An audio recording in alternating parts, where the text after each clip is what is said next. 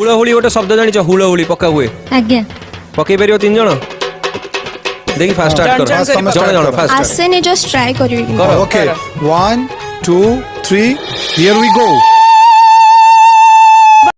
Music.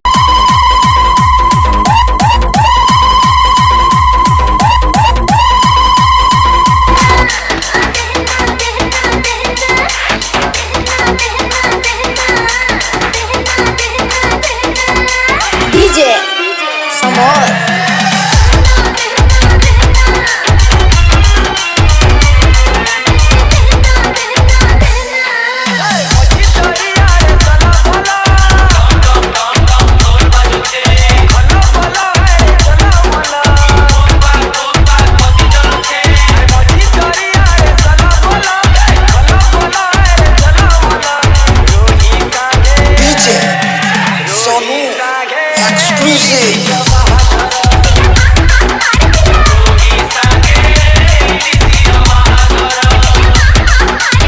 Video भल लगे तो जब भल लगे लाइक कर तुम मैंने तो केस लाइक करो ना ओहो जो मैंने सब्सक्राइब करे ना से मैंने सब्सक्राइब कर दियो हाँ ठीक अच्छे एबे जाओ मोबाइल रखिकी पाठ पढ़ो बाप मां कथा मानिबो भल पाठ पढ़ो गाँव ना रखिबो संगे संगे ओडिशा भी ना रखिबो बाय।